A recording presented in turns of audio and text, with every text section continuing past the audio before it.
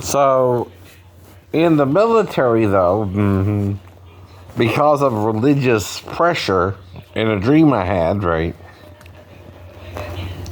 I started hearing voices in 1993, right, which got me a schizophrenic or bipolar or even delusionary disorder, mental illness diagnosis, right.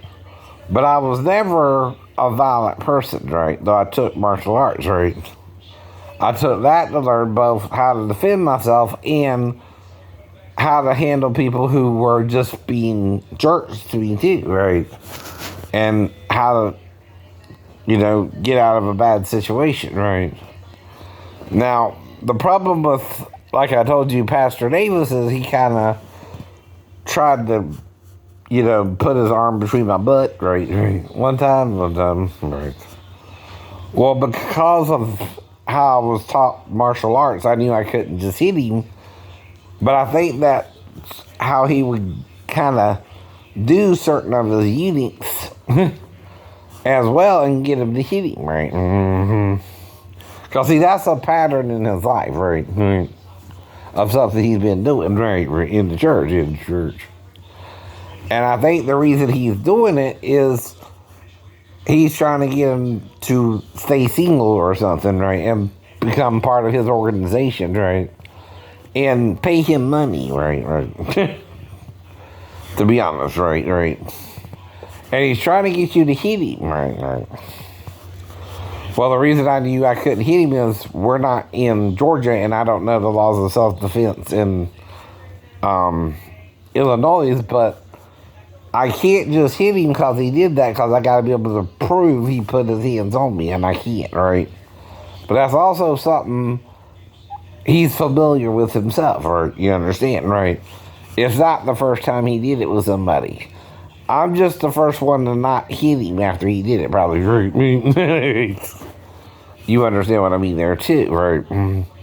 Discretion is also knowing that you are in the church, right? And if you hit the pastor of the church, you're going to get in trouble, right? right. Even if he forgives you, right? But blackmails you later on, right? He didn't forgive you then, right? I'm guessing the rest, right? No, right. Say that too. But because of his teaching me the Bible and his indoctrination and all that, right? That's probably what led me to hear voices too, but not just him, the shipmates too, right? See, the shipmates on my ship aren't training me to be an electrician, right? And they're asking me if I'm gay a lot, so I started, after the experience with Davis in his church, finding women to be with, right, in a sexual manner, right.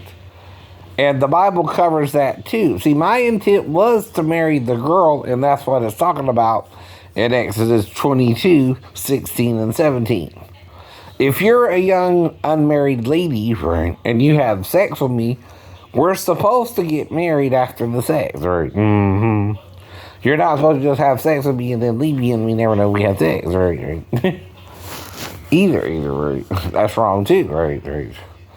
Now, if I intend to marry you and I'm single and we have sex, right, that is still consensual sex and is covered by the law of Moses if you do it, right? Here's how you gotta be. You gotta be single, both me and the girl, right? You can't have a current relationship with the man, be it boyfriend, fiance, or husband, right? Either, right? I probably won't remember it then either. And that's part of the rules there for it, right? If you do otherwise, it's adultery, right? For you, that right? Ladies, you can't leave your husband, come be with me, and me not know I'm with you either, right? Even if you look like my dream girl, right? That's a problem too, right? And so I gotta say that up front too, right? Now, my diagnosis is probably more bipolar than schizophrenia or delusional, but that's why too, right? Though I'm more manic in my bipolarism than I'm the negative part too, right.